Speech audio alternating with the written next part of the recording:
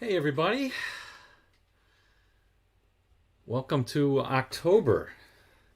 Boy, it's been a rough year, crazy year, right? Can't believe it's already October, or Rocktober. Hey, we'll wait for a few people to get on. It looks like we only have 2 people. And if you can tell me whether you can hear my stream, that's good. We'll see how many people are on today. I don't know, not everybody likes Led Zeppelin, I guess. So we will wait a minute while that happens, and I'll just kind of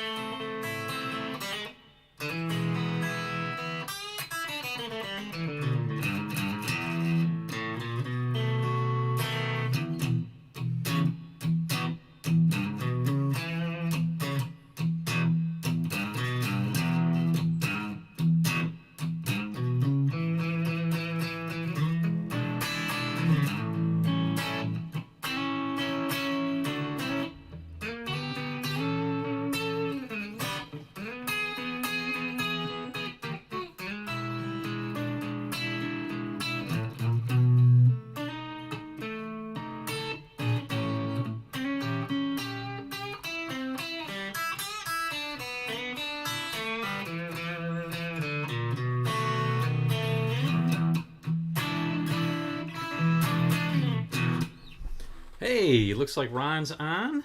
We've got 21 people on. If people can tell me if they can hear the sound and can hear the guitar, the voice and guitar, we can get going. That is it. I always worry about it.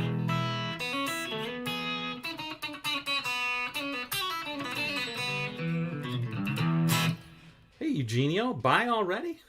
Hope you mean hi from Italy. It's too bad it's a bye. Hey, Jeff, good to see you. Ron, Jeff, Eugenio, can any of you tell me if you can hear the cast? Not getting any feedback yet. Okay, good. Sounds good. Hey, Mark.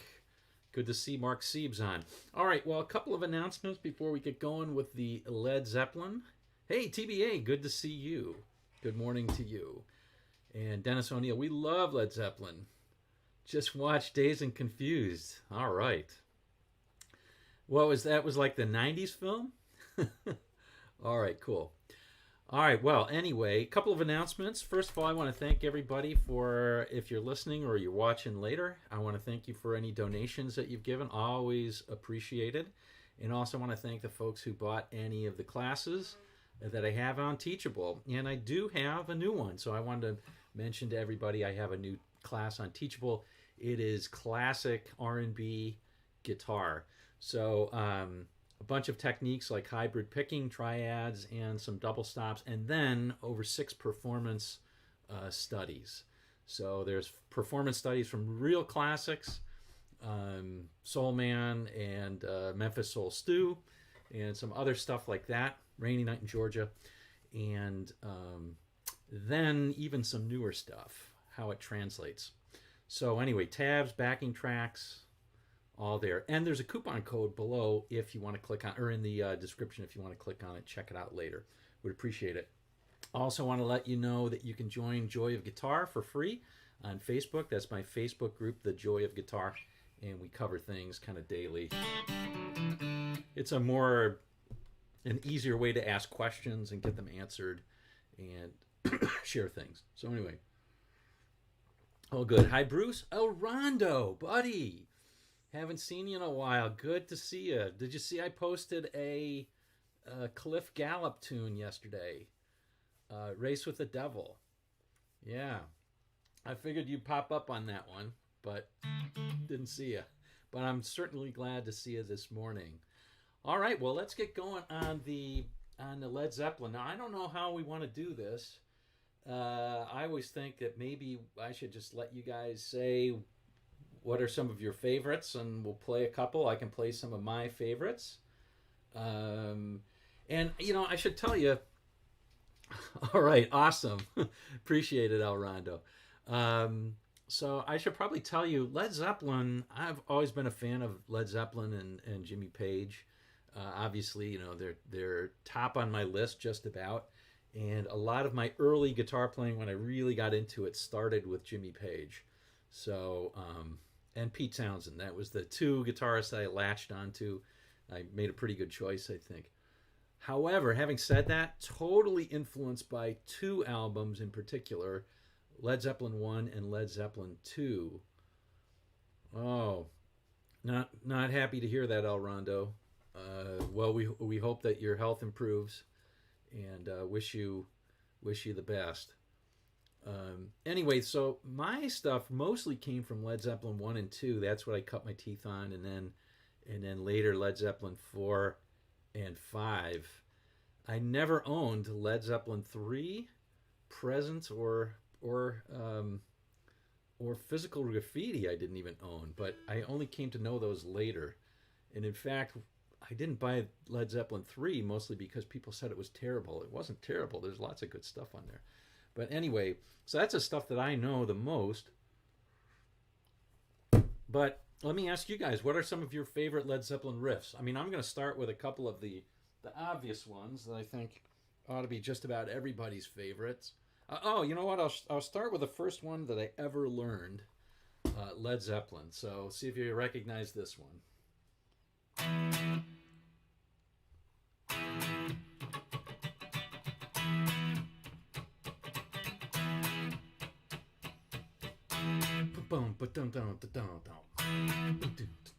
In the days of my youth.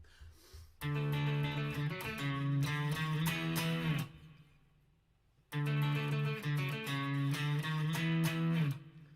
don't know why I love that lick so much. It's just cool. Hey, Geert, good to see you. All right. And that's actually kind of tricky because you've got to arpeggiate it, and then you've got to break out of the arpeggiation, right, and come down.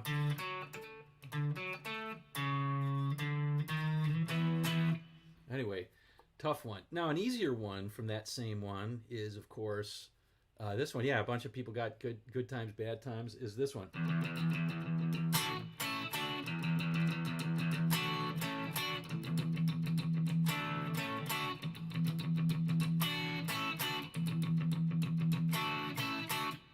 Basically, repeats that like crazy. And it's got some cool things when it goes into the little boogie part, too. I always dug that part, but communication. All right. Breakdown. All right, so I guess unless you guys are mentioning some things, we'll see where this all goes, but yeah. So feel free to mention or listen or whatever you want to do. All good. Let's see. The third one I'll play. Let me just kind of go chronologically here. See if I can play some other chronological stuff. So the third one that I know, I mean, you could play the Dazed and Confused one. I'm trying to remember how that goes, but yeah, okay. We'll play Black Dog in just a second. You know what? Let's play Black Dog now. So somebody mentioned it, and I'm waiting for favorites. So let me try and get the sound up a little bit here. Here we go.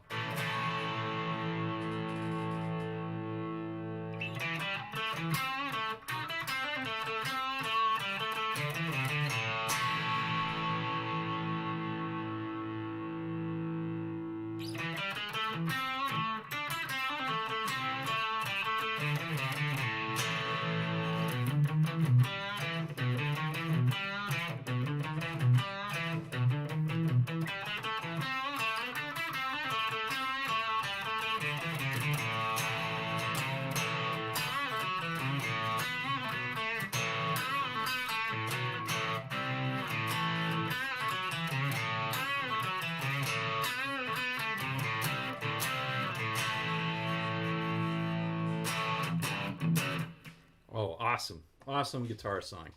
Gotta be one of the best. Gotta be one of the best. All right, let's see. So we've got a few requests here. Yeah. So let's see what I can play. Let's see. Black Dog. We did Black Dog. How about, okay, The Ocean is somebody who mentioned that. Let's see if I can do The Ocean. I don't know. How's that go? Like this? Something like this. Yeah, that's it, right? Okay, let's see that one.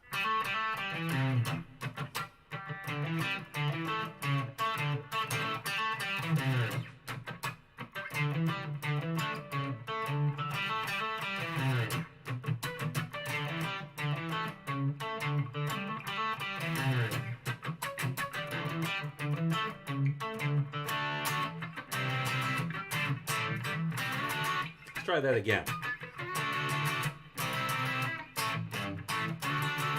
Something like that, right? All right, cool. Let's see here. Let's see here. Dickie Kitchen says, oh, well, okay. So Robbie Love says, whole lot of love. Dickie Kitchen says, House of the Holy. Let's try, let's see. How's that, House of the Holy go? Is that, let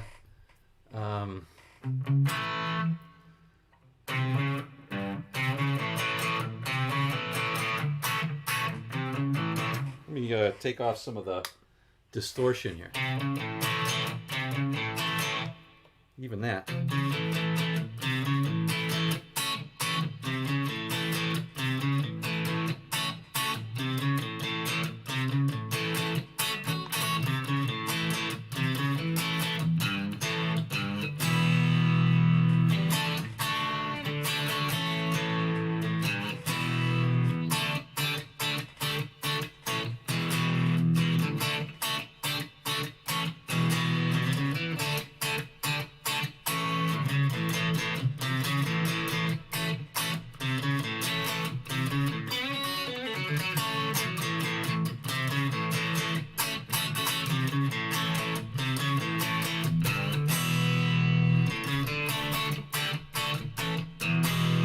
Oh, great one.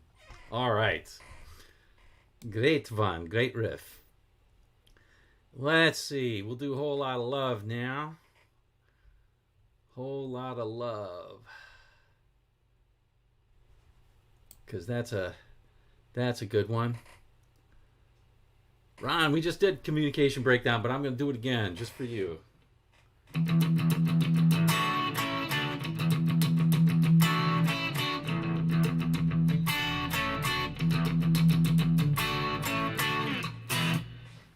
All right. Let's see. Okay, we'll do a whole lot of love. Because that one's just awesome. Let's take off some of the distortions. Too much. Too much gain. Page didn't use all that much gain.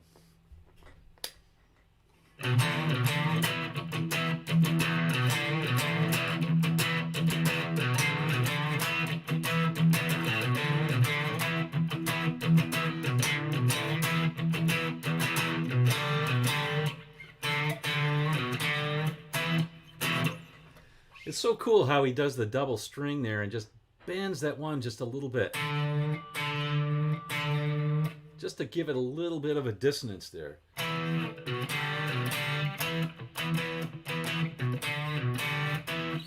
All right. Let's see. Okay, Celebration Day. Jim, what one's that on? What album is that on, Jim? I don't know that song. I don't remember it. See, my Zeppelin is not so good once you get past Zeppelin 4. All right. Cashmere. Robbie, I gave you one already, so let's see what we do. I've been loving you. Since I've been loving you. Yeah, I agree, Mark, but is that a riff, though? It feels... I always felt like it was great blues, great solo, one of the classic solos ever, in my opinion. One of the best solos ever. That perfect Jimmy Page sloppiness with the crescendos, just so good. Out on the Tiles, yeah. I don't really know that one. Sorry, Darth Rhea Who's. Good to see you, by the way. All right. Let's see what else we've got here. The ocean. The ocean. Didn't I just do the ocean? Isn't the ocean that one?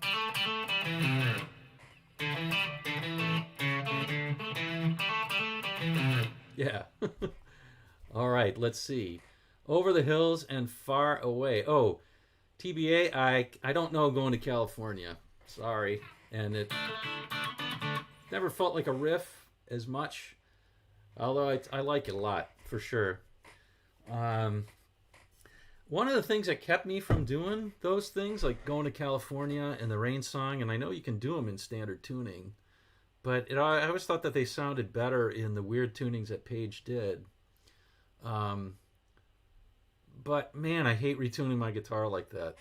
So it's kind of how it goes. All right, let's see if we can clean this one up. Over the hills and far away. Let's see. I think that's in G, right?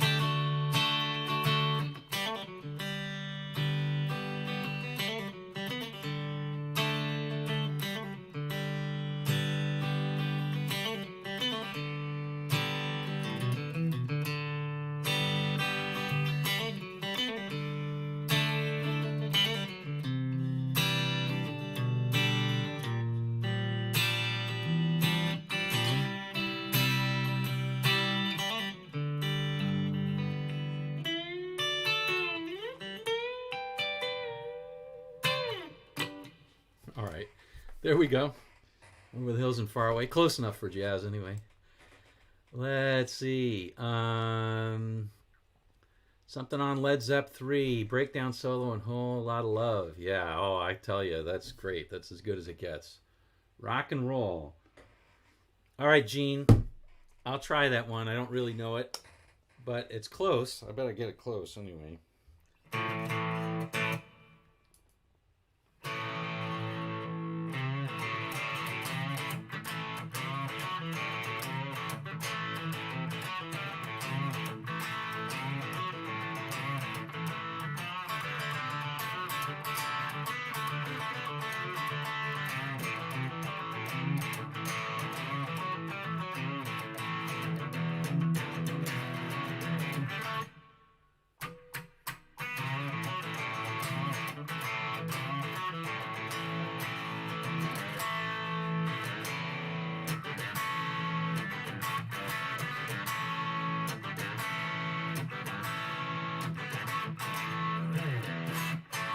All right, close enough.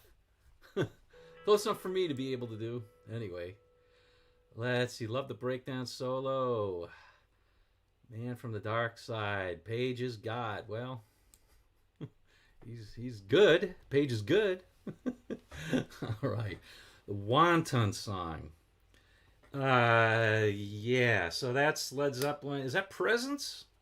I think that's Presence, right? All right, so my Presence. Or is the Wonton Song Physical Graffiti? I think it's Physical Graffiti, right? Somebody help me out here. Somebody help me out here on that one. All right, let's see. That one probably goes something like this. Is this one?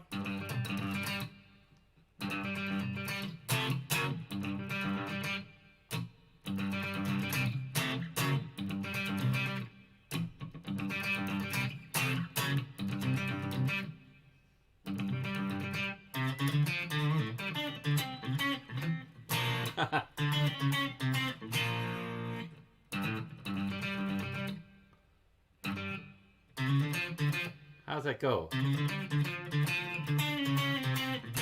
Something like that. See, I don't really know those songs if they come off Physical Graffiti, but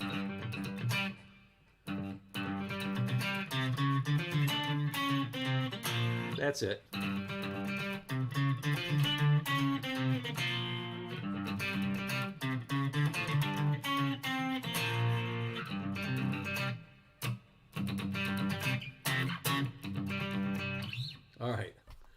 Whoa, okay, let's see. Got that one. That's the best I can do on the Wanton song. Sorry about that, man from the dark side. All right. Let's see. Dazed and Confused. Oh, boy. So, how does that go? So,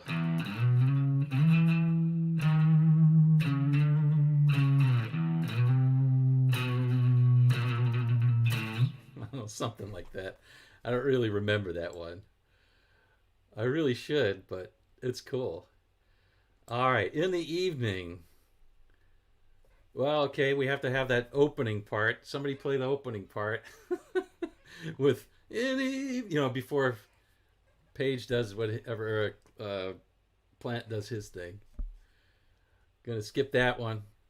All right, let's see. No quarter. I don't know no quarter, and it doesn't feel like is it a riff? I don't know the guitar part. No quarter. I know the organ part. Oh, well, I don't know it, but I only know that. I don't know. I like that song. I haven't heard it in a while. Good times, bad times. Ray, where were you, buddy? We did that in the beginning, but.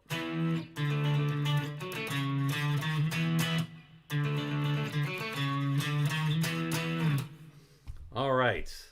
Hey, David Smith. Good to see you. Okay, I totally agree. I think he is a riffs genius. Charles S. I just did Over the Hills and Far Away. We could do it at the end again, but yeah, I did that one. No Quarter has a classic main riff. It's not coming to mind. It was about my favorite Led Zeppelin riffs. That's right. The best ones. All right. Let's see. How about this one? One of the best. One of the best for sure. Let's try this one. This one's a complex riff. So.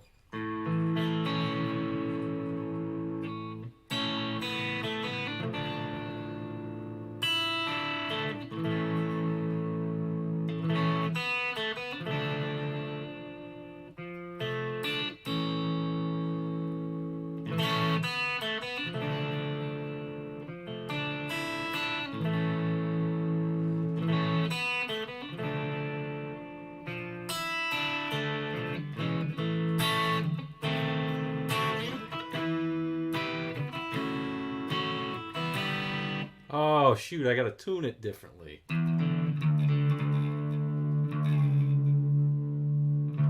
Somebody said 10 years gone. I forgot it's in D.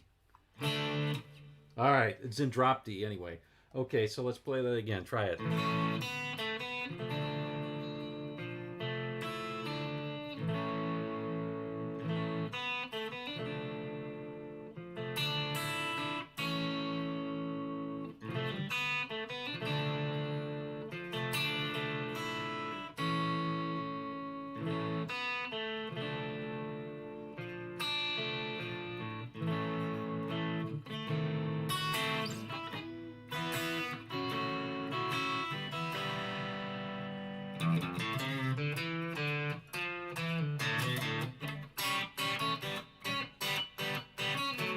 There we go.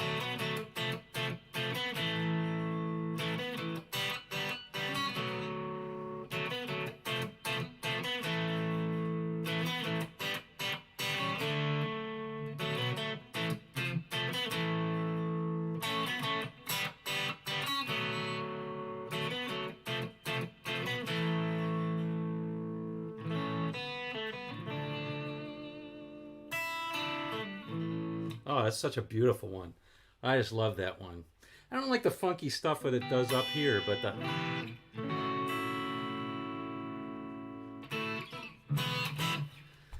I didn't do Ramble On. Nope. Got that whole beginning part. Ramble On, the main part, is pretty cool riff for sure. All right, let me tune this back up. Let's see, what else is in drop D that we could play? Not seeing too much. Oh, I know. How about this? Nobody has mentioned this. I always think this is one of the best Led Zeppelin riffs there is. Let me try and do it justice. Let's try this again.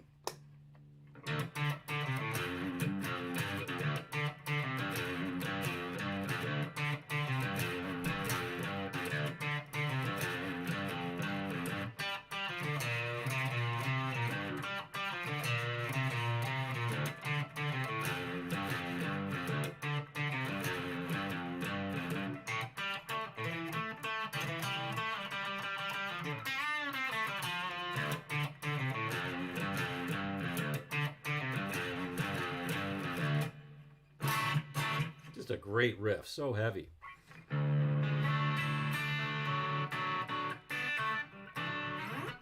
All right, so that's the other drop D one I can do. Let me tune this back up.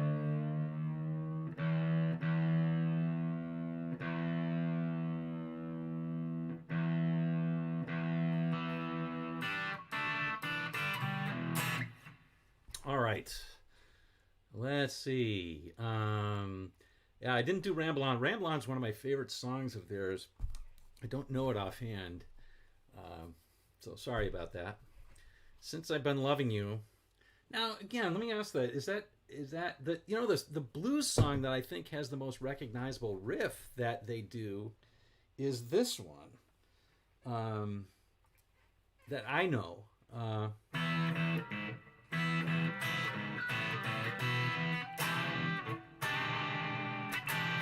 We take off the.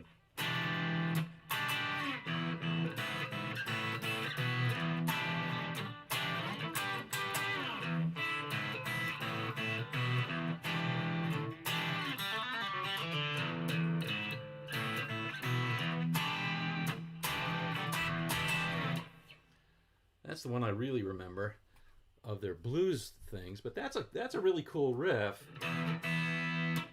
If we clean this one up just a bit, let me clean it up. Let me clean it up. And what you're doing is you're using kind of dead thumb technique. It's easier without a pick. But anyway, you're using kind of dead thumb technique and hitting on the bass string there and pulling on the top two strings. See if I can show you that. Yeah, like that.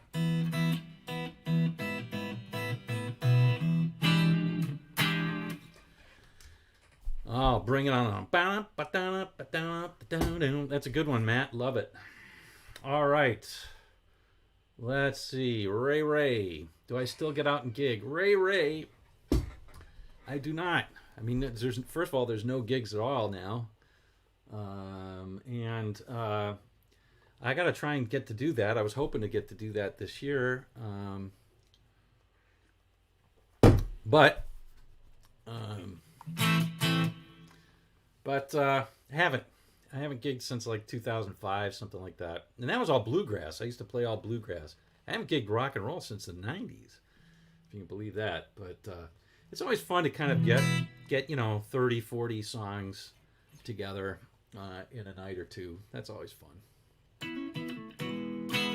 All right, let me get back to Led Zeppelin.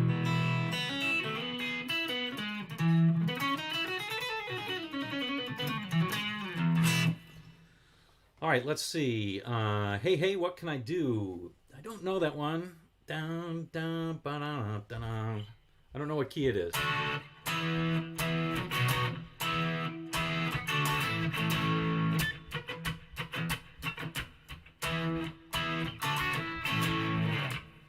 All right, anyway. Let's see. How about this one from Nobody Fault But Mine? Yeah, I don't know that one. Is that on Presence? The only one I know from Presence that I know is this one, and I can't really play it that well.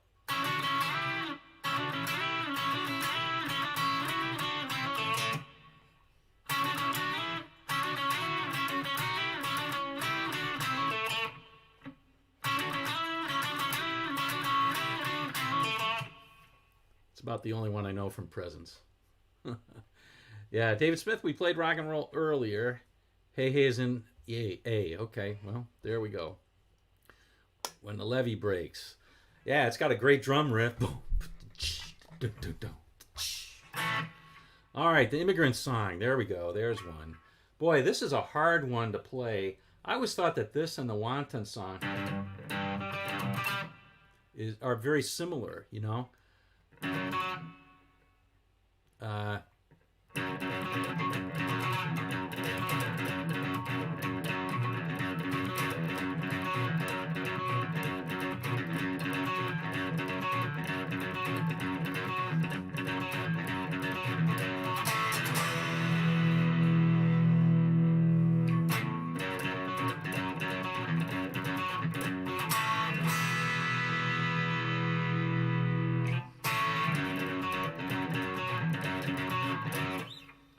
All great stuff. All right. A lot of people saying the Out on the Tiles. Yeah, I don't know that one. That's somewhere like on the third or fourth side of Physical, right? So Dancing Days, Mr. Thomas V, is a great one. I love that one. It's hard to play with like one guitar. It has that weird slide, but something like this.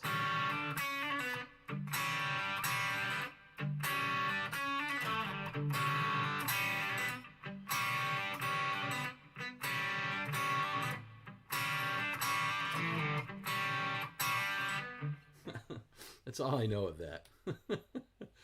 All right, let's see. Thank you. It's a great song. Love it. Don't know it offhand. I don't know how to play it. So let's keep going a little bit. Oh, you know one that how's it go? This one.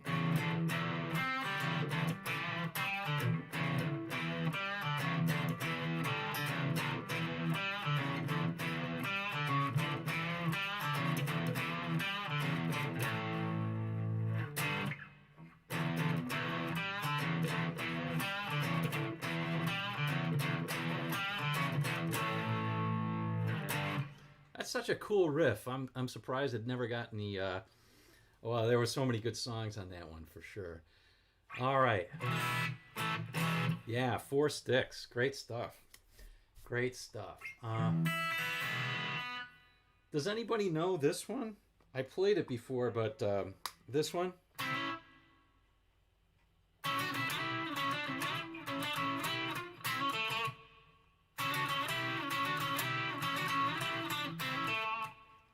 Does anybody know that one?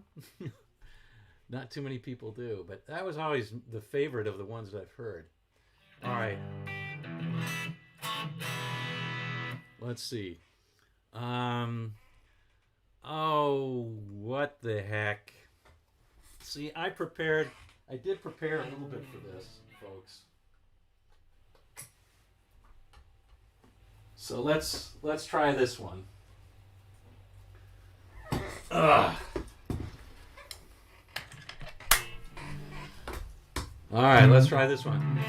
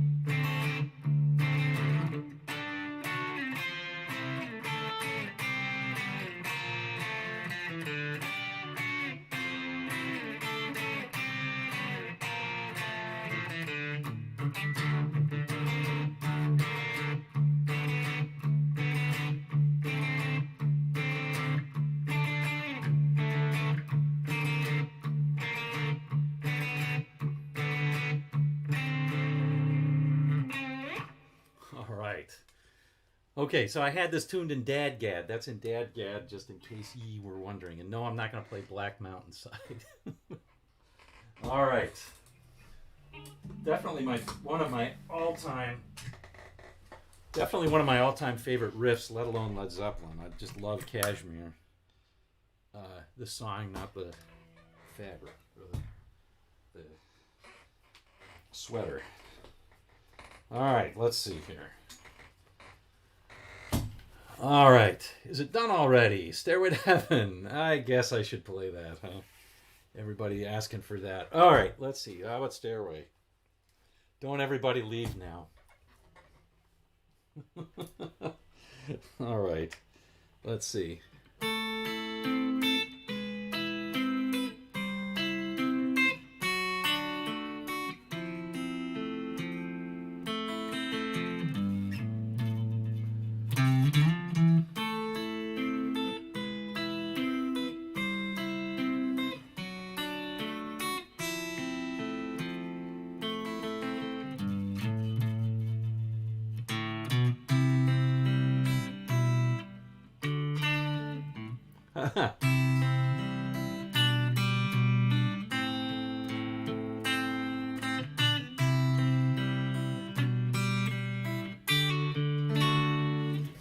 Etc.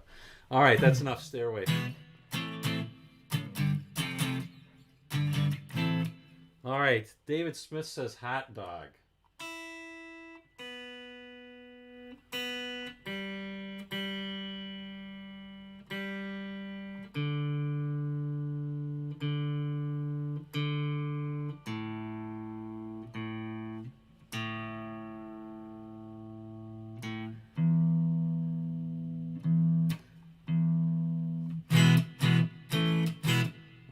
Well, David, you are lucky I played in bluegrass. Okay. Yeah, the solo's awesome to Stairway. The guitar's great, too.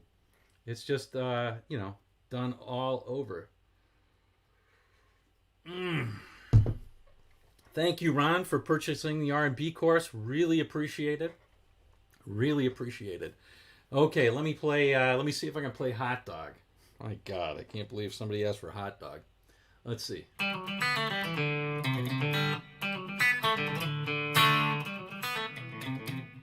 Let's play that slower.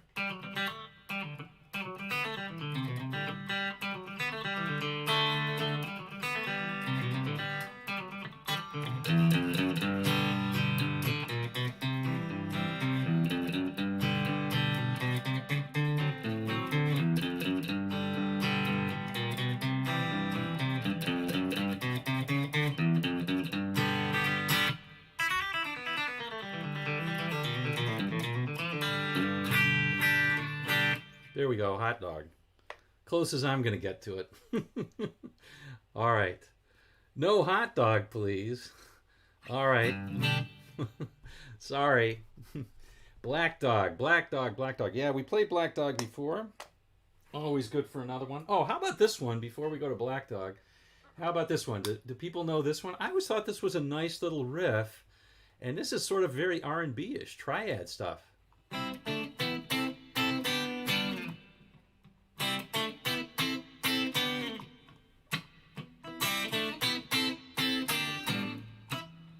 I'm not liking that sound much, but let's try this.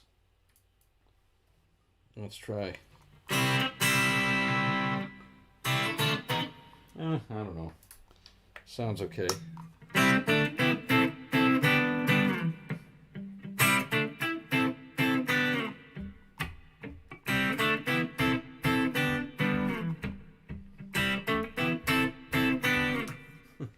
I always liked that song a lot. Fool in the Rain. Yeah, it's Fool in the Rain. That's the riff to it. But, I mean, the solo, he uses that octave divider. It's just a really neat solo. Kind of reminds me a little bit of some of his earlier stuff. It's got that really super sort of sloppiness that he goes all over the place. I think that was, in my opinion, that was kind of Jimmy Page's last stand. After that, he got really sloppy. And, it was always sloppy. But anyway, thank you, El Rondo. Yeah, well, I played bluegrass for several years. I was a decent flat picker. And on guitar, I played mostly mandolin, though, because it was easiest to get into the bluegrass jams playing mandolin. All right. Let's see. Somebody asked for the Rover before. I don't know that one. I have it on my list. But, that's another one. I never had... Oh, I know. I know one that people will probably know. Let's see. I don't know if I can do this justice.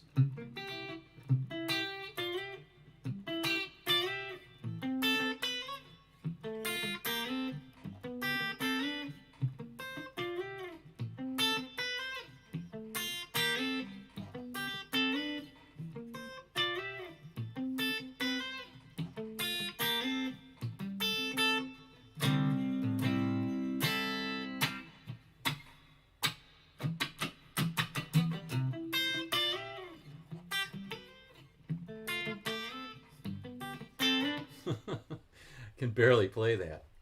Oh, that's kind of funny. Kind of fun. Let's see. Let's see. A couple others that I was thinking of that I knew that were more sort of clean.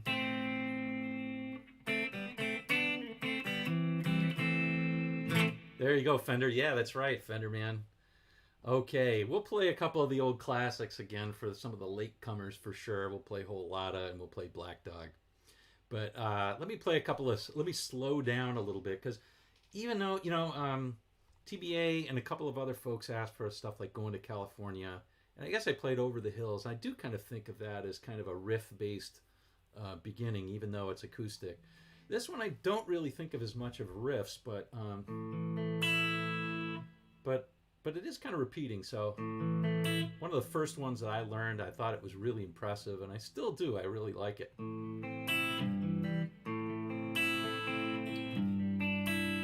Let's see if I can remember.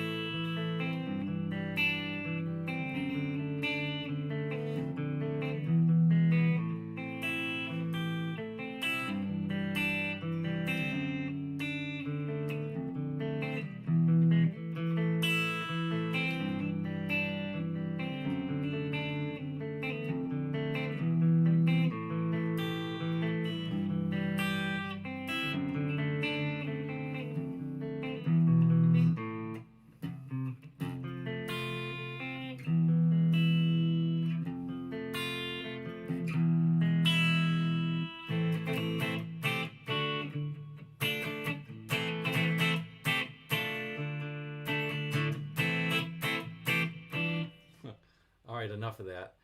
And let's see. Yeah, Diff Break, I did House of the Holy in the beginning. It's a good one. I love it. It's got that, it's got nice funkiness that Page got later, which I dig. And how about...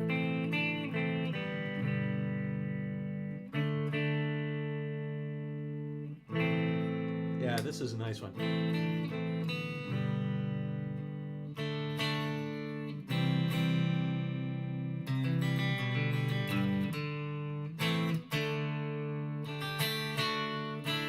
Let's try that again.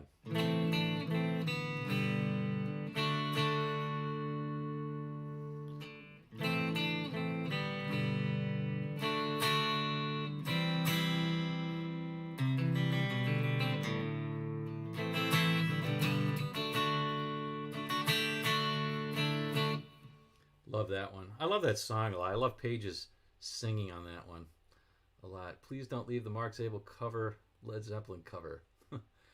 Yeah, babe, I'm going to leave you. Ramble on. Tangerine, that's right. That's right. Okay, so play a couple more, and then we will be done with today, and we'll just listen to you guys. I mean, this is always really fun. There's so many good Led Zeppelin riffs and licks and songs, and I'm amazed at how I continue to hear something that I didn't hear before, just because, I didn't get a lot of listening in. Well, you know how it goes. When you're younger, we had to pick and choose which albums to buy, right? And it was expensive. So, it was a big risk to spend $10 or whatever, especially on a double album, to buy something like Physical Graffiti. That's a big risk if you don't like it, right? So, yeah, Page attempts the pedal steel. Yeah, he hit some not so nice notes in that, but still, it's a great song. All right, somebody asked for A Whole Lot of Love, so we'll do that one again. Black Dog. So let's see.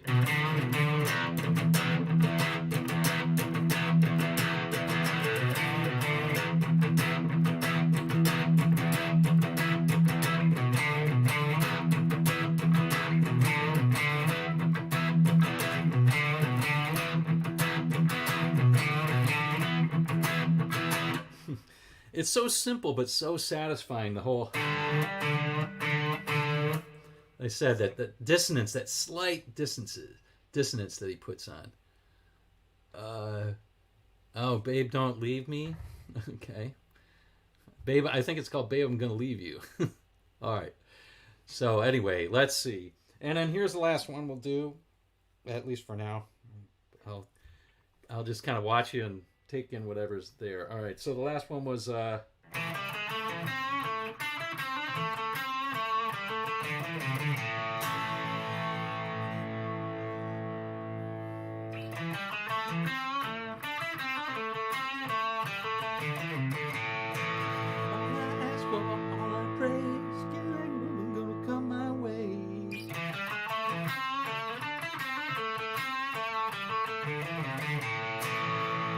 fast forward a little bit.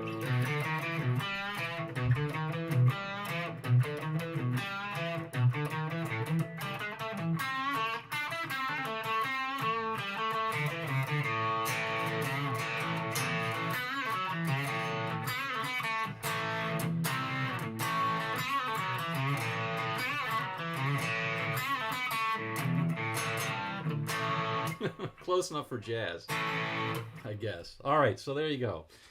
We'll end and start in the beginning.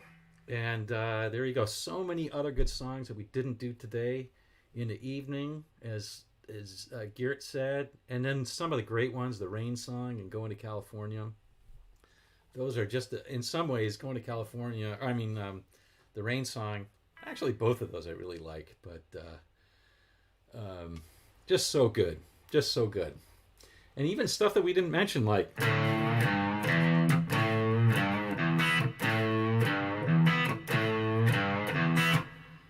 it's such a cool riff.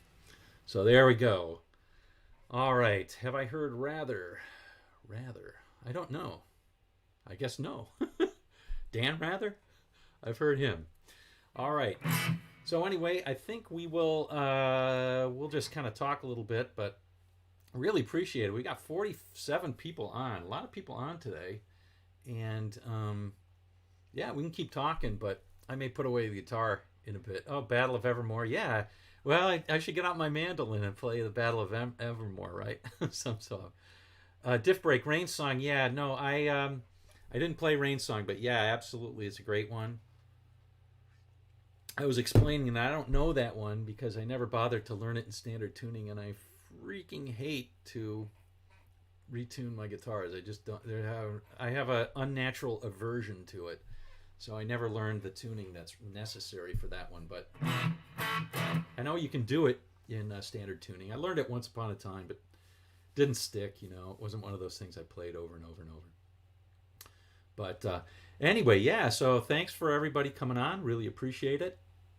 And again, want to mention that I do have a new course coming out on Teachable. It's out there already, so you can purchase it today. I haven't sent out any ticklers or anything like that, but you can go there. There's a link in the description below, and I think maybe even in the comments below, where you can get the course, and it's 25% off today, as well as the other R&B stuff that I have for this month. Of course, there's all the other stuff too. There's the 40th anniversary Back in Black. There's the 70s rock and roll stuff. And I'm going to try to keep putting more stuff up. So anyway, always appreciated that. And if you don't want to do that, why don't you check out the site anyway, because there's lots of free stuff up there. And that's about all. All right. Oh yeah, and you can join Joy of Guitar too, which is my Facebook group. We do a lot of stuff, easy to ask me questions and all kind of stuff for that. Have I heard Scarlet by the Stones with Page was what I typed. Oh, no, I don't know that one, Fender Man. I'll have to check it out. Rain song from TSRTS. TS. Oh, the song remains the same. I'll listen to it. Doesn't he use like a 12 string on that one? Like a 12 string electric on that? All right. TBA says he figured out Sweet Judy Blue Eyes in standard tuning. It just doesn't sound the same. I did that too. And what is it naturally, TBA? It's like naturally. Is it open D or is it double drop D? Can't remember. Thanks, Phil. Very cool show. I have to check out the Zeppelin band. All right. Okay.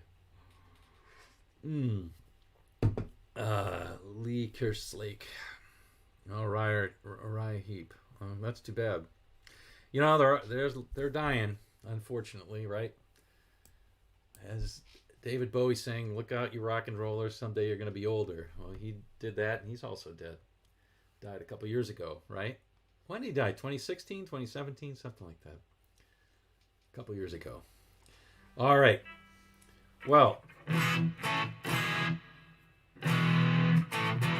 All right. So. Yeah. Oh, that's what it is. It's like open E power chord tuning. Sweet Judy Blue Eyes. I didn't know that. I usually don't go up on my guitar by tuning stuff up. I'll go down, so that might work. How do you get that second note E? Wow, that's a weird one. Okay, well, there you go.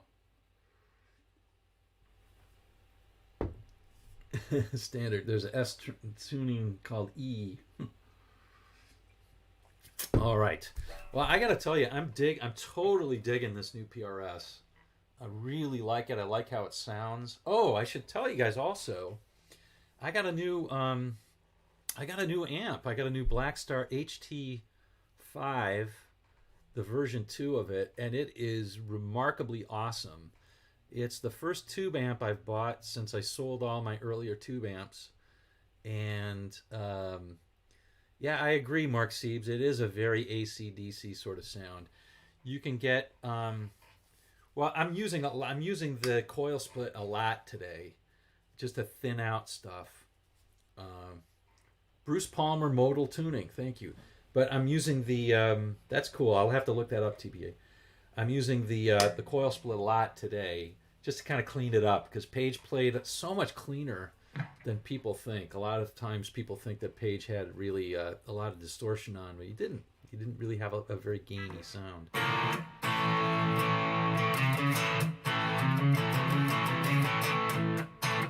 Yep. Cool stuff. All right. Yeah, Fenderman is a guy who like knows all this rock trivia you wouldn't believe. Who played on what song, tunings they use. Amazing. So it's always great when Fenderman shows up, Fenderman 73 shows up and can help us out with stuff like that. Yeah. Yeah, I hear you, Fenderman. I agree. It's like, I don't know what these HT series, they sound great. They really do. And I got to tell you this, I got the 5 version. It's pretty darn loud. And this one I'm using right here is not. This is a solid state.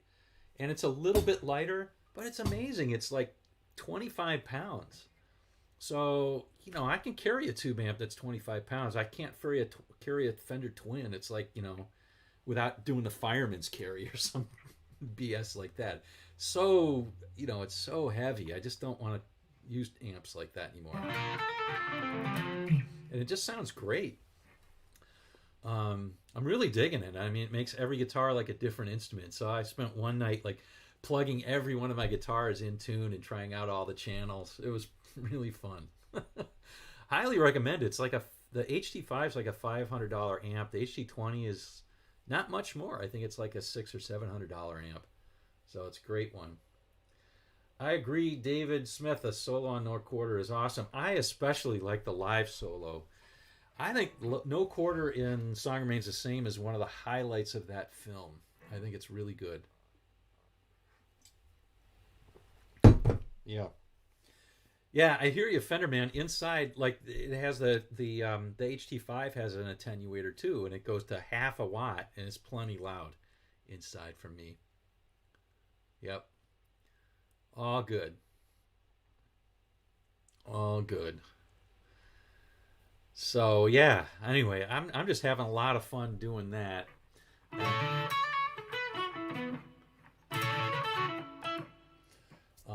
Yeah, I'm having a lot of fun with that in this one. Um, Now I'm going to put up a bunch of stuff for sale soon. So if anybody's looking for, I'll make sure I put it up like on my Facebook page. Well, I got to be careful about that group, but I'll put it up somewhere like on my YouTube channel. Mention it to everybody. But I have it on a reverb. If you want pedals, I have a bunch of old pedals I'm getting rid of. You can see that bag over there. I might do a giveaway with that. That bag's a nice little pedal board, but I just don't use pedals. I'm just not a pedal guy. I like just amp and fingers. And since I got the new amp, I'm so digging it. It's got reverb. That's pretty much all I need. I do have a delay pedal, and I have a chorus, and an EQ pedal. So that's enough. Yeah. It does kind of look a little Dano, doesn't it? It looks a little down. I think maybe one of the reasons why it's so AC/DC is it has that lighter sound, because it's a lighter body. Maybe, I don't know.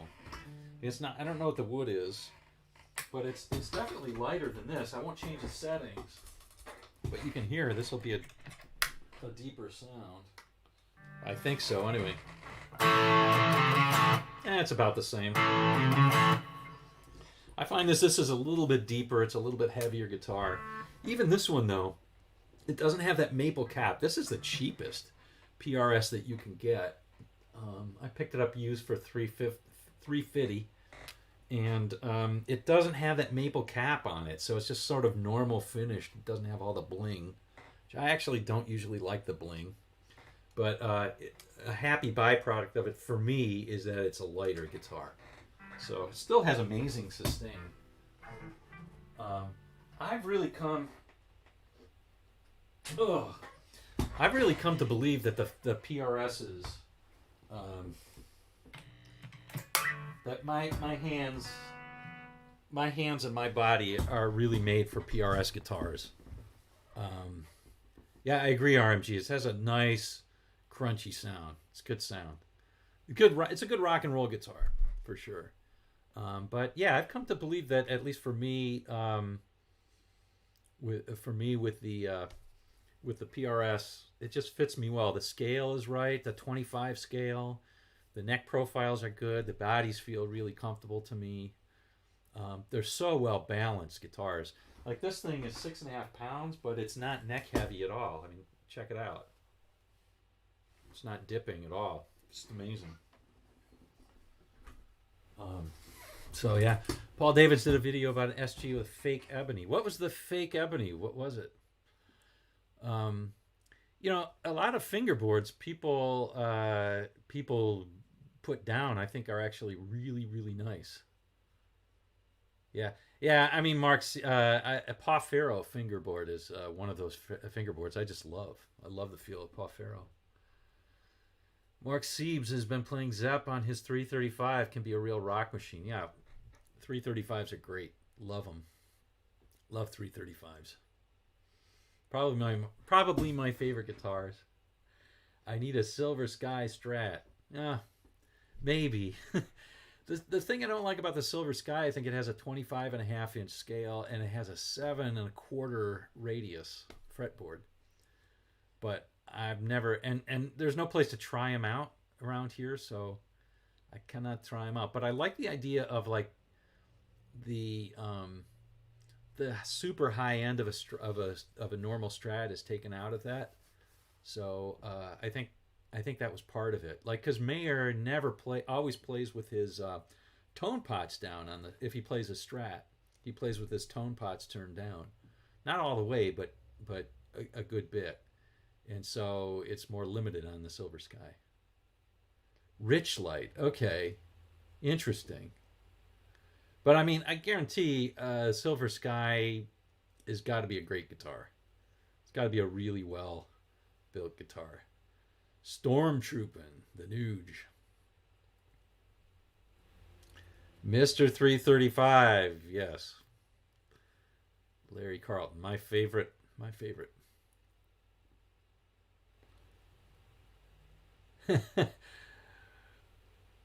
uh, Phil, yeah, what's the heck's his name? Know Your Gear. I can't remember his name. I like his show. It's okay. It's a good show. I don't always listen to the whole thing, but I'll skip through a bunch of his stuff. He knows what he's talking about. He seems to anyway. 335 is like a Les Paul with F holes. The only thing I don't like, over time, I've gotten to not like about the 335 is the body is a little bit too big. Hey, did you know, at least for me, I like the 339s. But then again, do they sound the same? I don't know. I tried out some of the Epiphone 339s and the hollow ones as well, like the Casino Coupe, which are also cool. So many cool guitars. Yeah, Fenderman, I don't like the 7.25 necks. I like the 9.5s. PRS has 10-inch necks. Those are good. Radius, 10-inch radius. The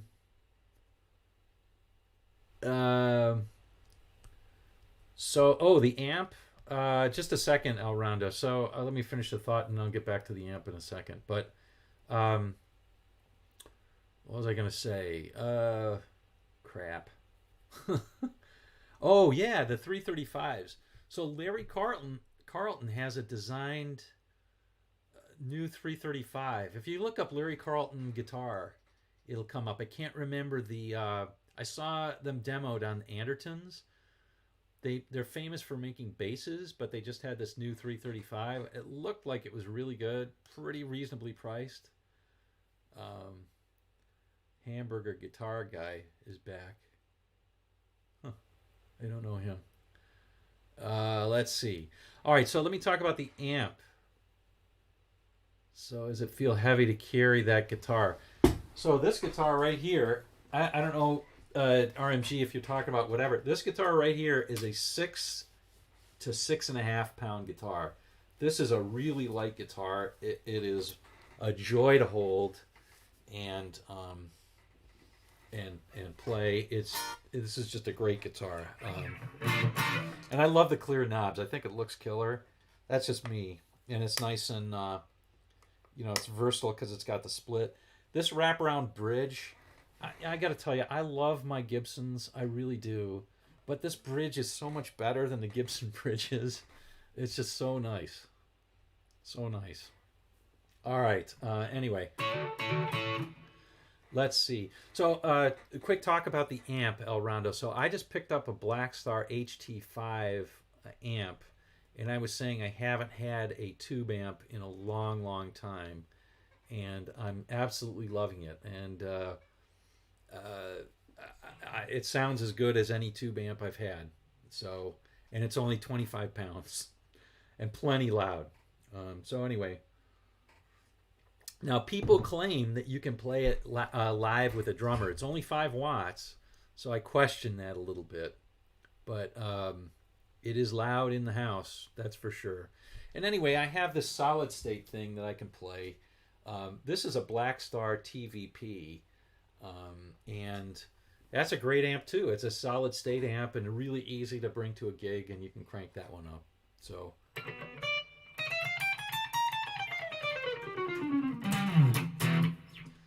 So yeah, is this chambered? It is not a chambered body. Nope, it's a light body. So I don't know. It's a little bit thinner than normal, and yeah, it's a light body. I think it's mahogany, but I could be wrong. Yeah, for sure, mic'd with a drummer. But yeah, I'm questioning whether it's going to be there. Lighten up, Francis. Lighten up, Francis. Oh my goodness. Lighten up, Francis. That's a great... I just watched that movie again. Well, maybe 6 months ago, anyway. Okay. So, Siebes, your tally has a compound radius. Is it a Fender or is it like a Reverend? Because I know the Reverend Pete Anderson model has like a compound radius. I think it goes 9.5 to 14. Maybe it goes to 12. I can't remember. Best Zeppelin riff is the Rover. Bernie Hamburger. Huh. Never heard of him. Never heard of him. Ugh. Let's see. The poor.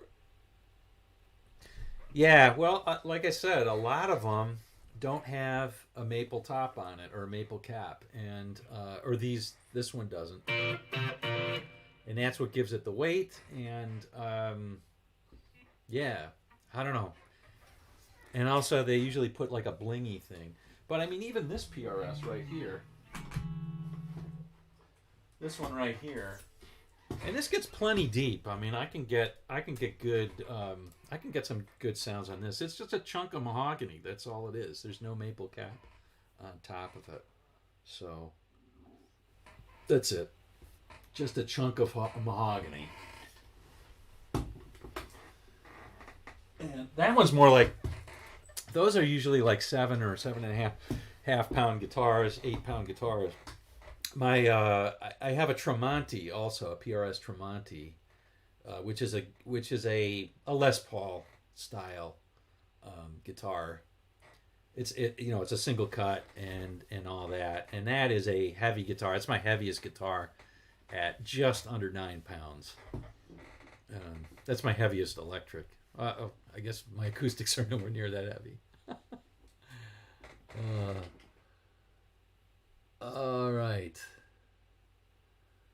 A Fender Elite. Fred Zeppelin. All right. Ayush. Hey, it's good to see you on. We're just about to call it quits. Always good. Again, I want to invite people to come to Joy of Guitar. I'm going to be doing a lot more live things, I think, there than here. But we'll see. I don't know. We'll see if we can kind of double them and make them double. But we'll see. We'll see. We'll see what happens if I have an unexpected event at work this week. I may have some time on my hands. I'll put it that way. So why not fill it up with some guitar? Oh yeah, is the Beam that's a battery powered, right? You can use that battery powered, if I recall, for like busking and stuff.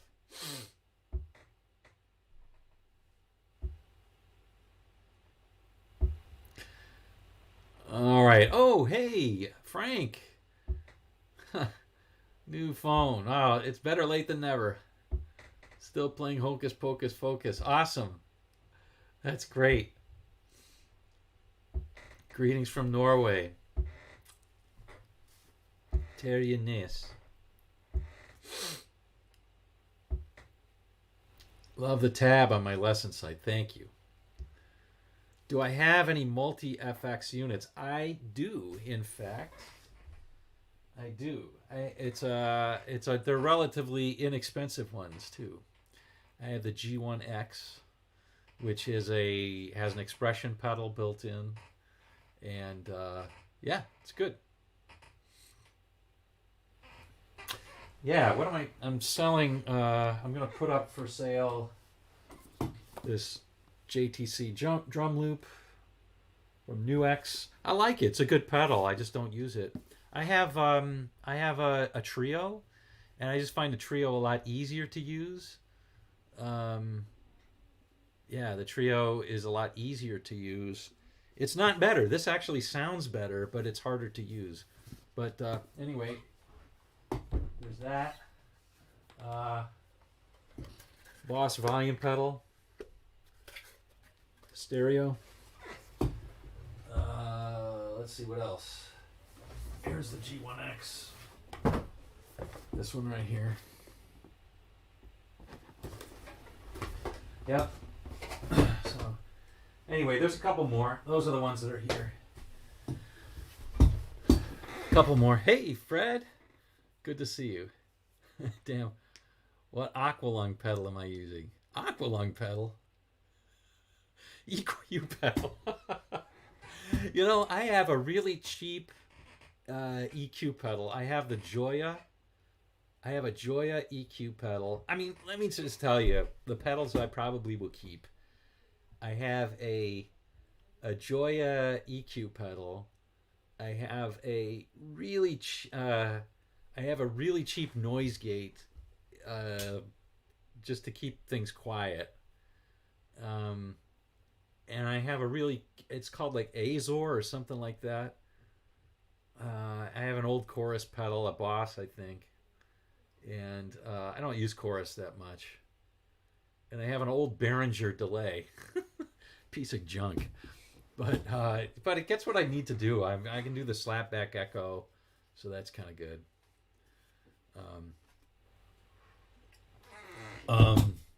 You know, Scott Taylor, I'm not good at recommending pedals, but learning a compression pedal, yeah, is good. There's plenty of I'm kind of in love with those mini pedals right now, just because the thought of like having a really small pedal board really turns me on. Good to see you, Fred. Always welcome. Good to see you. But yeah, all the compression pedals I've used, I like them. You learn how to use a compression pedal in conjunction with an overdrive. Really, really versatile. Of course, on country playing, it helps to smooth out the sound. They have that really super over compressed thing. Aqualung pedal. You know, it really seems to me to be kind of a ripoff is these EQ pedals. I mean, the what was it? The Boss EQ pedal was the one that was around for a long time. But they have these new pedals that are like, gets John Mayer's Dumble sound or something like that. And really all they are is somebody tweaking with an EQ pedal and then putting some presets in there. I mean, maybe if you want to pay for that, but it seems to me like if you got that for $50, yeah, that seems worth it. But if you get it for $200, man, that seems expensive to me. That seems expensive. All right. Anyway, Black Star ID Core 120. Yeah, Black Star has great stuff. Black Star ID Core. I just sold an ID Core, one of the bedroom amps. Like I had an ID Core 10. But for years, honestly, I used that to record. It's really, really nice. It's a thin sound because it's small, but really, really nice amps. ID Core 100 and ID Core 120 are just really nice. You can play those out. I mean, they basically replaced the TVP series, but I like the clean sound out of the TVPs better. And then you have the choice of the different tubes that you can choose, which is kind of fun. Echo Rex. Yeah, I don't have an Echo Rec. What is an Echo Rec? Is that like an Echoplex?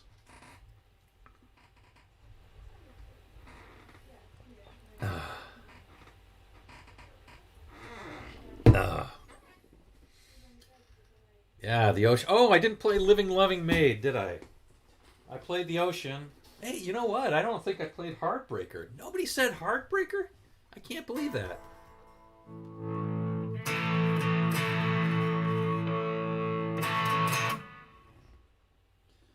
Let's see. Let's pump up this.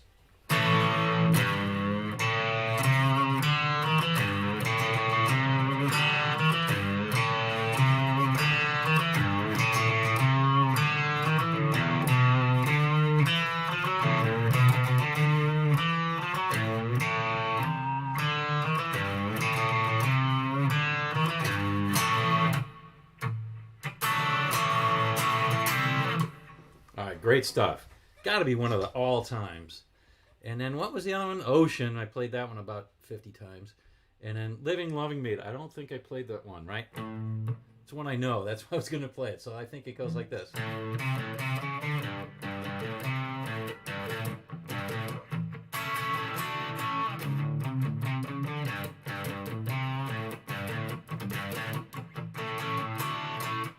Great riff. Great riff. So easy, but so satisfying. That's why, so much of Led Zeppelin, one of the reasons why it's so great as a beginner, you can play riffs that work. Like, yeah, you might not start out with Black Dog, but start out with Whole Lotta Love, right?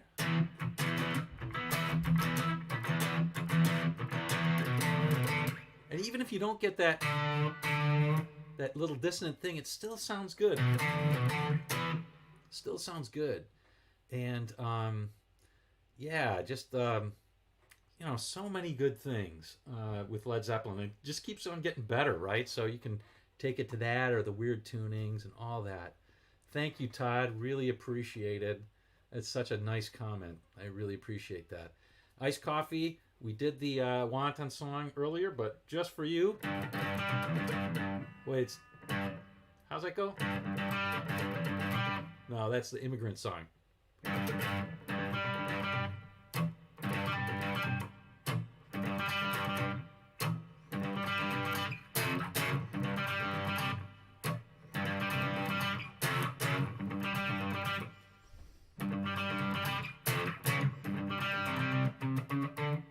How's that go?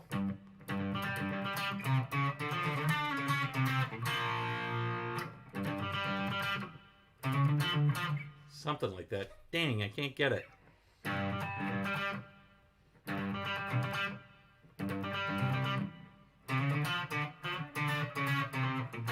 can't get that cadence right. Oh well. Sorry, buddy. All right. Yeah, totally agree. Totally agree, David Smith. AC/DC riffs are very, very similar in a way. They're really, really super simple. That's another great one to start with. But I think even though I really do like Angus Young a lot as a player, Page did things that you can learn. You can keep learning. You can keep learning more and more. And who else did stuff like Kashmir or Going to California or the Rain Song or all that kind of stuff. Funky stuff too. So yeah, I don't know. I mean, yeah, I think Keith Richards was great at riffs for sure. Keith Richards, Angus, and Malcolm. Those are just, they were fantastic at it. Page. And I think the other one that doesn't get mentioned enough in the riffage place is Pete Townsend. Pete Townsend also was great at coming up with really original riffs that were punchy, so they were very rock and roll sort of riffs, and they were unique, even though they were really simple. So, yeah. Yeah, Frank, I agree. Page was sloppy, although the earlier you hear him, the less sloppy he is. By the end, he got a little bit too sloppy, in my opinion. But yeah, Brawny R is awesome. Really fun stuff. Yep, Celebration Days. I have to go and listen to that one again. It's not ringing a bell. I was explaining in the beginning that I started out with Led Zeppelin 1 and 2. Like, I had those albums. I went out and I bought them. Because a friend of mine was talking about how great Led Zeppelin was, and he loved Jimmy Page, and he said he's better than Pete Townsend. I love Pete Townsend and The Who, so I said, well, I got to see this. So I bought Led Zeppelin 1 and Led Zeppelin 2, sat in my buddy's basement. I was in 7th grade or 6th grade, and I just couldn't believe the first song I put on was Whole Lotta Love. I just couldn't frickin' believe it. And when it comes back after that weird part, with the boom, boom, do-do-do-do-do-do-do-do. That's just a great, great, great tone on a guitar. And the solo is just so good. I never forgot that. It's probably my all-time favorite solo is that break in Whole Lotta Love right after the drums come back. Oh, so good. I just remember I had it totally cranked. Sloppy due to heroin. Well, heroin and all the other stuff that he did. And he probably didn't practice. I mean, there was some times when Van Halen was really bad too.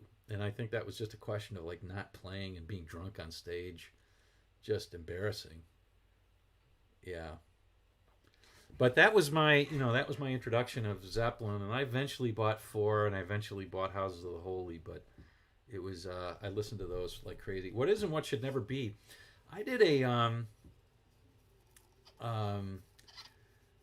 that's not really a riff based. I guess it is. I guess that's a good riff, but I always think of the beginning more when I think of riffs. So yeah, I forgot about that place. I did a years ago. I did a version of the solo without doing a slide on What Is and What Should Never Be. Love that song, and yeah, but I think it got taken down. I know one version got taken down. They put another one back up, and that got taken down. It's always so. I hate that stuff. Oh well. What are you gonna do? What are you gonna do? All right. Well, Purple and Rainbow. Love their riffs and melodies. Yeah, I was not as much into like Blackmore and Sabbath and stuff like that. I listened to them, but and Diff Break. Yeah, Iommi was great at riffs. But I think they're also one of these people who are one of these groups who's very protective. So you don't want to do any of your riffs on any of your on any of like. You'll notice I don't have any Sabbath songs, and I probably never will. I have some Eagles because I do them stealth, and I don't. I change them just a little bit. I try to change them just enough. Yeah, that's great, Fenderman 73. That was smart. Wow, that's awesome, Fred.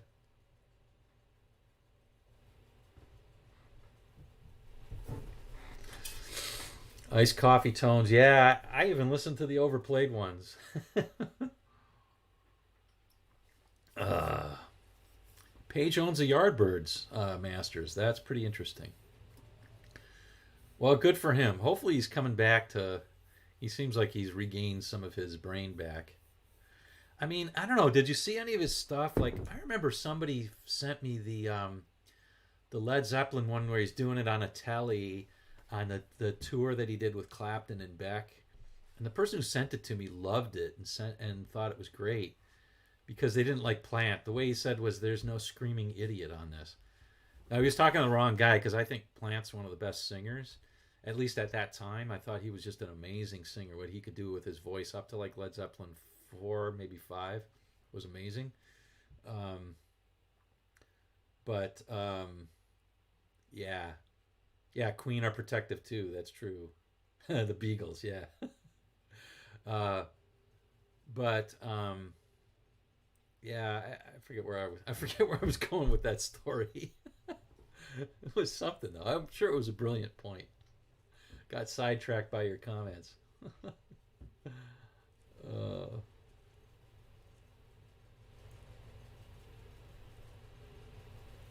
His latest interviews have been very coherent, and Black Crow's involvement was very good.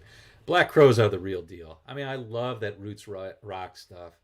I love the Black Crows. I love, they had that one huge album and they had those hits. But if you listen to their other stuff, they're more like the band than they are like the Stones, I would say. But yeah, all that roots rock stuff. Stones, the band, maybe the Dead. Um, So good. The band's one of my favorites. Um, just great stuff. Dwayne Allman didn't like Zeppelin. Well, no accounting for... Everybody's got their tastes. The Beatles said that Harry Nilsson was their favorite American pop composer, too. So...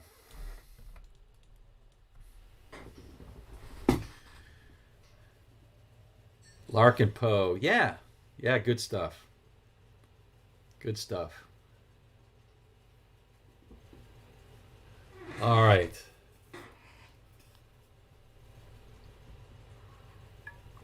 Well, I like Dwayne a lot too. It's hard to beat that Allman Brothers stuff too. I mean, there's so much good music, right? There's just so much good music. So much good music. Hey, I this was not one of my more popular videos, but I did this one, the Sean Costello thing um, with Susan Tedeschi, and yeah, a lot of people didn't like it. Anyway, screw them.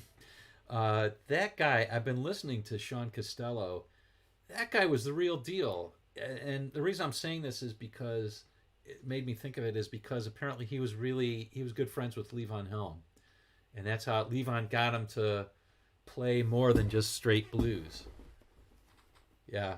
Oh yeah, Iced Coffee Tones. Marcus King, a really good player. So you should listen to Sean Costello then because there's a lot of similarity in the way that they play and approach music. Nashville tuning. I don't know. What is the Nashville tuning? Nashville numbers? With a purple umbrella and a 50-cent hat. Boom, ba da da da da da da da da. Living, loving. All right. Black Crows were influenced by lots and lots of people, for sure. But yeah, that like you say, Small Faces, Humble Pie, a lot of the roots rock stuff. Yeah, Marcus King. Oh, I love that song "Jealous Man," and I love "Rita Is Gone." Those are two of my favorites. Two of my absolute favorites. Peter Frampton still sounds great. I think so. I now, David, do you mean his playing today, or do you mean his music today, or what do you mean by that? Because I love classic Frampton. I think he really was a great player. He's continued to be a great player, but I think somewhere along the line, like in the '90s or so, he became a little bit more conventional. He lost such of that beautiful melodic sense that he had in the '70s. Hey, Joe, good to see you. Nashville tuning example. Hey You by Pink Floyd, Wild Horses by the Stones. Oh, is that the you tune your G string or your A string to a G and then you remove your E string or something? I have heard of Sean Costello, not so much his music. Well, I think, Matt, he mostly played his stuff. I guess he played some Dylan tunes and some other tunes as well, but low strings tuned up an octave. Ooh, how could you do that? Wouldn't you ruin your guitar? Montrose, first Montrose album. I don't know. We've been talking about Zeppelin all time, but it's hard to remember like how many. Oh, I see. Poor man's 12 string. Got it. Yeah. Oh yeah, Fenderman. It reminds me. So I saw Echo of the Can in the Canyon, and the reason I put that thing about the Rickenbacker or Rickenbacker, I always said Rickenbacker, but Tom Petty makes a whole point of saying no, it's not a Rickenbacker, it's a Rickenbacker. Don't go calling this a Rickenbacker. It's a Rickenbacker. It was really funny.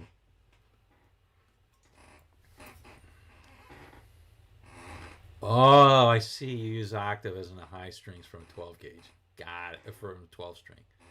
Got it. Okay. So you don't destroy the neck of your guitar. Got it. Okay. Cool. Yeah, special strings sounds like it's not for me. I hate that stuff. Got to buy special gauges and all that kind of stuff. It's always when I used to do magic too. I always hated how much prep time you had to do for some of the stuff. I always liked the sort of the finger manipulations, not the I gotta prepare the trick and I have to have all these things prepared. Screw that. I think that's just who I am. I when I used to play live, it's kind of interesting because my YouTube stuff is largely playing songs. Now, I hate this when people say note for note. I even say it sometimes myself, but I actually don't believe it's possible because we all have different hands and we should solve the guitar in slightly different ways. So all I can show you is how I solved it, and if somebody else has to use something else or somebody else has different hands, then they're going to solve it in a different way.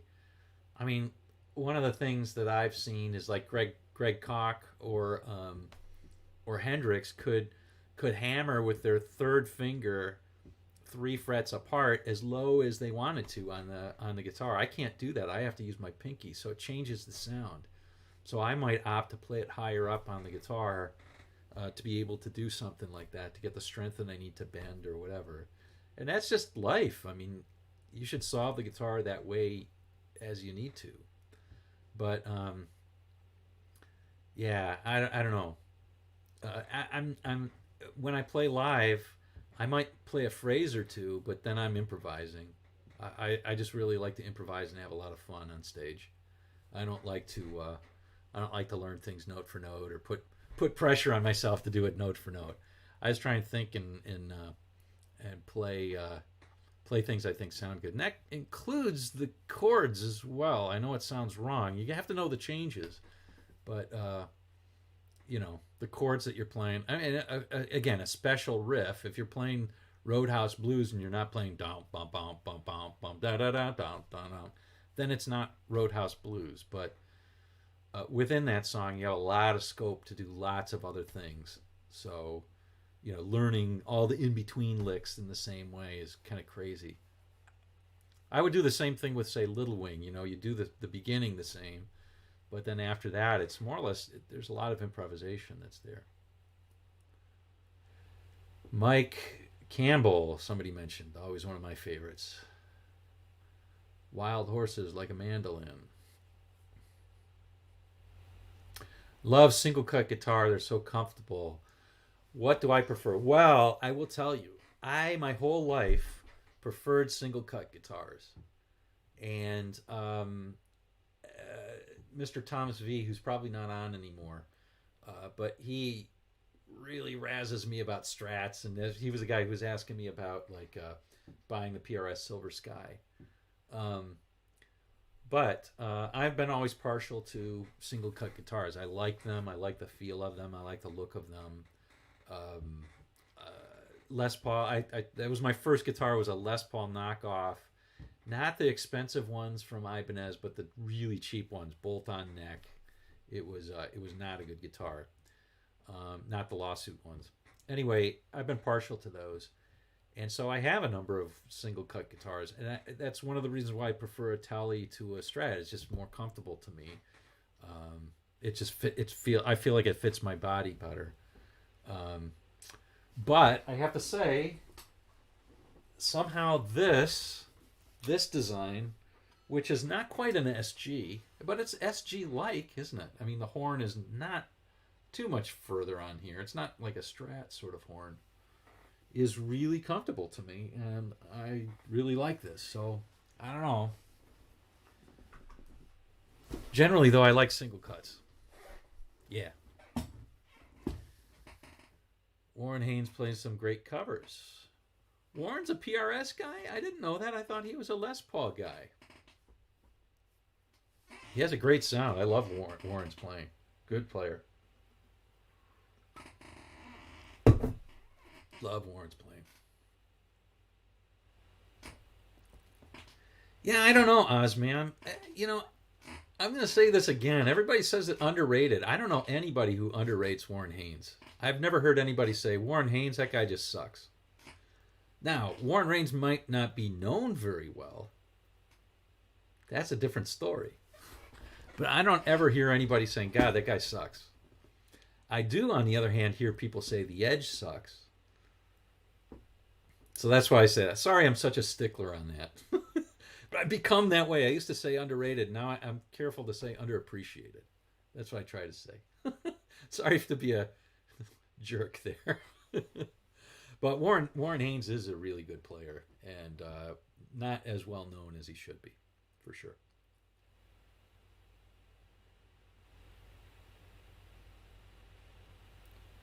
Oh, okay. That's interesting. Warren Haynes, years ago, he played a PRS. Okay, that's cool. So sorry to pounce on you, Frank. I don't know. Some reason it just hit me today. I don't know. Is everybody else feeling okay these days? I'm feeling. I'm getting a little bit. My hair's getting back there, but I'm getting really antsy. It's really this whole isolation is kind of getting to me. So this is a good. This is a good outlet. This is fun today. Standard slide player. Now, didn't he play in? Not he played in the Almonds when Trucks played there as well. So he and Trucks or Sonny maybe. I don't know. I'm sure I've seen them all on the same page, or on the same page on the same stage.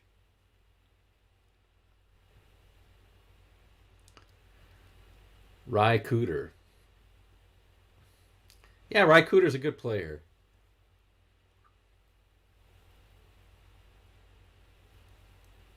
Thanks, Famer. Appreciate it. Yeah, I don't know. You know, a buddy of mine pointed out that we didn't talk about on the underappreciated slash underrated unknown. We didn't talk enough about Curtis Mayfield, and I tend to agree.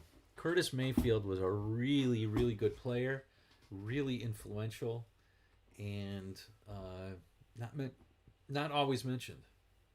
I mean, I mentioned guys like Cornell Dupree and Reggie Young and Jimmy Johnson. Those are guys that are, and Steve Cropper. Those are guys that are my idols. I love those guys.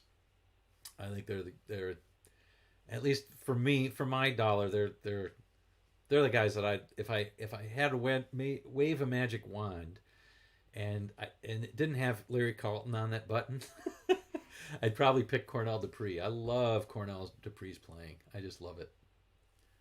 Great stuff.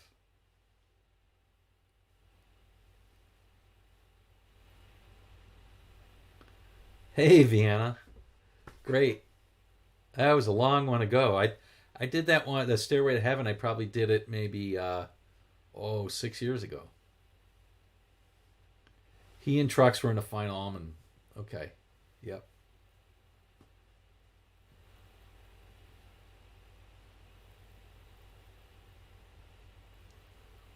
No, no, I think I hurt Frank's feelings. I feel bad for that. Didn't mean to.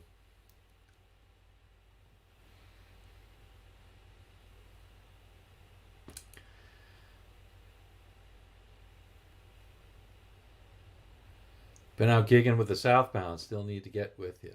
Okay. Mike. So are you nearby, Mike? Rob and Trower seem to be too signature to himself to imitate. Well, I don't know. Robin Trower always got that, hey, you're imitating Hendrix sort of stuff. Um, Freddie's dead. I don't get that one. Oh, New Hampshire. Oh, that's good, Mike. No lockdown in New Hampshire. That's good. Yeah. Well, I think, it was, oh, got it. Good deal. Good deal, Mike. Sounds good.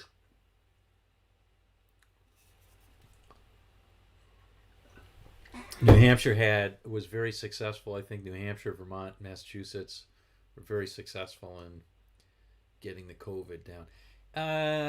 Obor 4, I don't play any Zappa. I recognize Zappa's genius. I never really liked his music that much. I had a roommate who loved Zappa, always played Joe's Garage and the stuff with George Duke on it. It was okay. A hot dog, I just ate a hot dog. It tastes real good. I don't know. It always seemed too snarky for me. But genius stuff for sure. But the answer to your question directly, no, not really. Oh, Curtis Mayfield, Freddie's dead. Got it. I missed. I saw your Superfly earlier. I should have picked it up.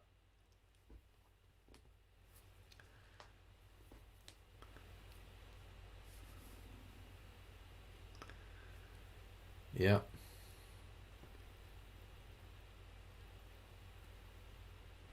Hmm. Oh, El Rondo has an acoustic in Nashville tuning. That is interesting. That is interesting. I like that idea. Poor man's 12 string. Well, that's the thing that always bugged me about 12 string. You know, if I get a 12 string, if I get a 12 string, think about how much work you got to spend to tune it. Steve Morse with the Dregs. Man, when I was in the 80s, I loved Steve Morse. I thought I would give my eye teeth to play like Steve Morse. I'd pick others today. He's technically, man, he was way ahead of his time technical though. He's technically great. The Dregs always had like that formula album.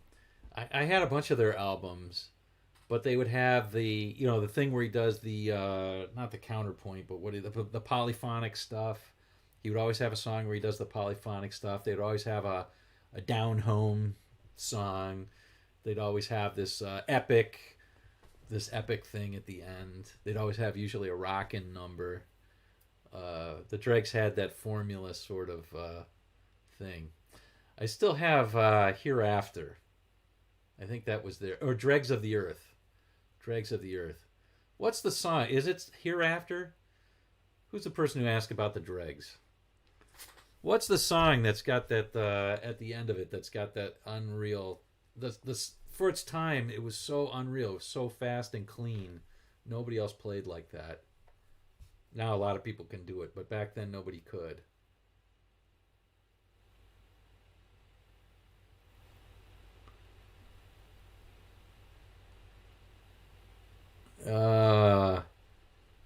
Julio.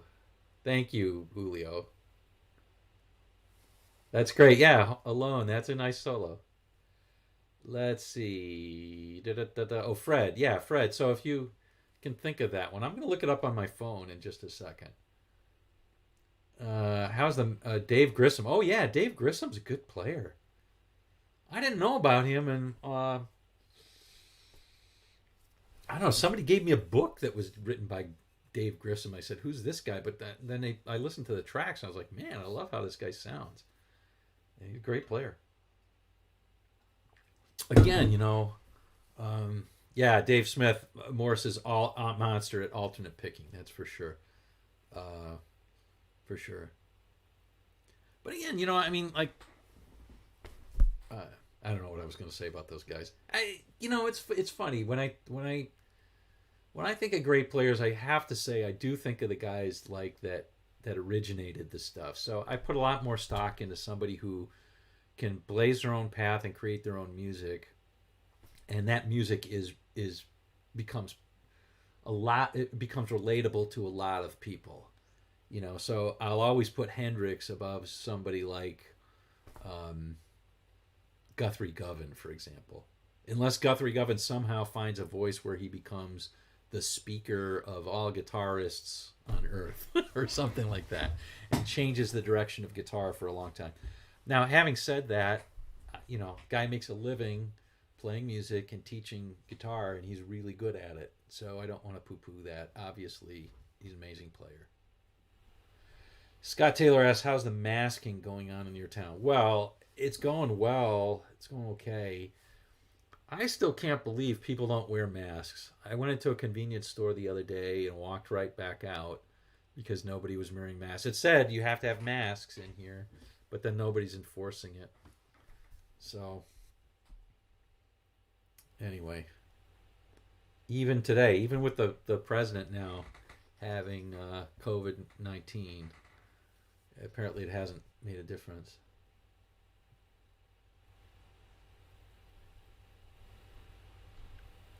Hey, Vienna Auto Center. Take It Off the Top, Punk Sandwich. Yeah, those are more rockin' tunes that they did. Yeah, Ober 4, I saw the Dregs open up for somebody. It wasn't ZZ Top, it was somebody. Yeah, is that right, Robbie? Yeah. Yeah, I went fishing yesterday, so I had to get out a little bit more into the sticks. and that's fine. You know, I'm not going to get COVID from any pickerel or bass, but geez, you know, you go to pump gas and you want to go into the convenience store and nobody's wearing a mask. I mean, come on, man. I was the only one. It said masks are required, so I put on a mask. I go in. Even the people behind the counter aren't wearing it. That's just irresponsible, I think, personally. All right. Let's see. I'm going to look it up. Fred. Let's see. Dixie Dregs. It might be called Hereafter. Now, if I look up Dixie, I'm going to get Dixie Chicks, which is fine. Those guys, they are great musicians. They're real musicians. Not all of them. Natalie Maines, the singer, is not. Well, she's a singer-musician, but they really play their instruments, which I like a lot. I think it's called Hereafter, is the one that has that incredible solo. All right, Alrondo, great to see you. Hendrix playing with Curtis Mayfield, yeah. Bugs Henderson. All right, hey gang, I gotta get going. I'm having too much fun. It is like, how long have you been going on? Oh, hour 46. All right, I gotta get going. Too much time, too much fun. If we keep these short, I can do more of them. So, but this is a little too long. All right, hey, thanks so much for spending your Sunday with me. I had a real blast today. Had a lot of fun. Hope you enjoyed it, and just want to encourage you again to, if you're interested, if you're interested in supporting me online, a great way to do it is to just check out my Teachable, or to suggest other things I could do for Teachable. That's all cool. You can join my Joy of Guitar on Facebook. That's absolutely free if you're on Facebook. And it's anyway, even if you do none of that, it's always appreciated. This is great that you show up here. I really enjoyed it today. Stay well, everybody. Stay safe. And I don't know, I may do two in October. We'll see. I'm feeling good about this one, so maybe I'll do another one in a couple weeks. Keep posted on the channel. I'll post it. All right, folks. We'll see you around.